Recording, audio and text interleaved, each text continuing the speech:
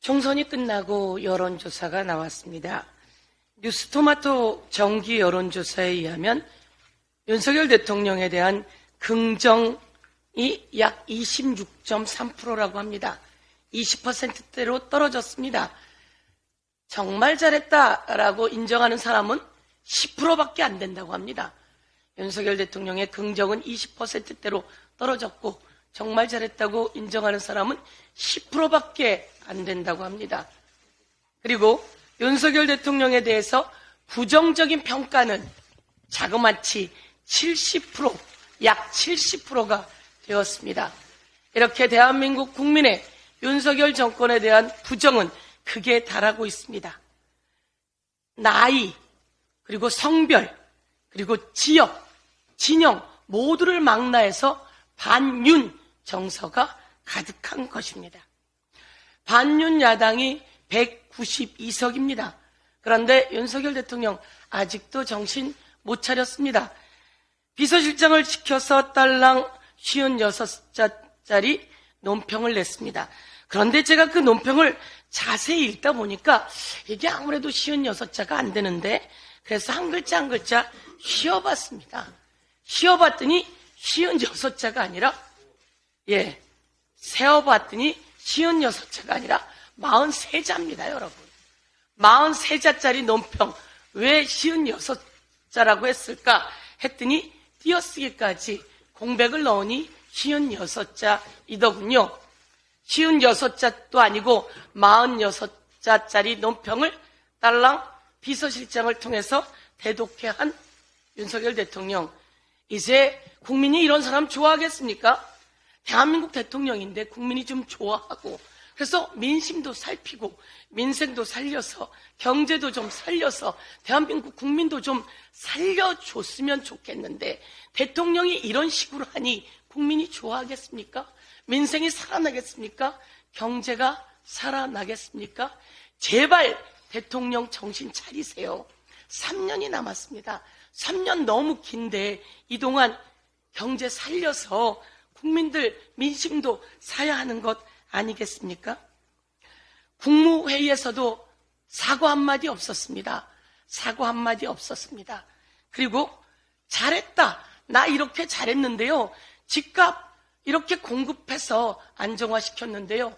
그러나 제가 세심하지 못했고 제가 이것저것 경제 잘 살리려고 했는데요. 하지만 이런 식의 합법이 자화자찬 늘어놓고 자기가 총선에서 평가 못 받은 이유는 이런 것 때문이다 라면 남 탓하는 하지만 그러나 화법이 13차례나 있었습니다. 대통령 왜 이러는 겁니까? 왜 이렇게 고집을 피우는 겁니까? 원래 담화문, 원래 발표하려고 하는 문장에는 제가 이렇게 하겠습니다 였는데 이것을 자기가 발표하면서는 우리 모두 이렇게 해야 합니다. 자기 탓에서 국무위원들 탓으로 그리고 또다시 다른 사람들 탓으로 넘기는 화법 도대체 어디서 배운 겁니까? 검사 그렇게 오래 하더니 검찰공화국 그렇게 오래 하더니 모든 걸 야당 이재명 대표에게 떠넘기더니 이제 이런 것까지 모두 다 떠넘기려고 하는 윤석열 검사 출신 대통령의 화법 이제 지긋지긋합니다. 민생토론 24번 했고 또 한다고 하죠. 그거 관건선거인 거 알고 계실 것이고 관건선거위원회에서 특별대책위원회에서 모두 고발했습니다. 우리 당 고발인 조사까지 이제 경찰에 가서 받았습니다.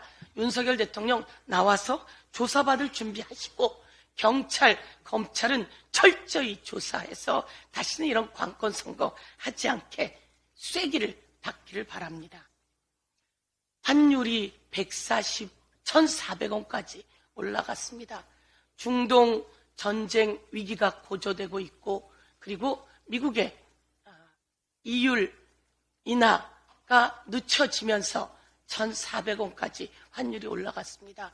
수입 물가도 상승하기 시작했습니다. 이제 어떻게 하면 좋습니까? 모두 얘기합니다. 다른 나라는 이렇게 환율이 올라가지 않았는데 대한민국만 이렇습니다. 라고 합니다. 이게 다 누구 탓입니까? 경제 망가뜨린 윤석열 대통령 탓입니다.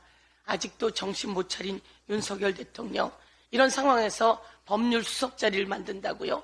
민심 살피지 않고 본인과 그리고 부인과 장모의 사법 리스크를 해결하기 위해서 가이드라인을 치기 위해서 법률 수석을 만든다고 하니 다시 반성하고 다시 취소하길 바랍니다. 아직도 정신 못 차린 대통령에게 다시 한번 세게 정신 차리고 민생 살리라고 요구하겠습니다. 이상입니다. 제가 잠깐 관건 선거 관련해서 저희 고발인 조사는 내일 있습니다. 다른 선거 관련해서 고발인 조사를 벌써 했고요. 윤석열 대통령 관건 선거 관련한 고발인 조사는 내일 있다고 제가 아까 벌써 받았다고 했는데 정정하겠습니다.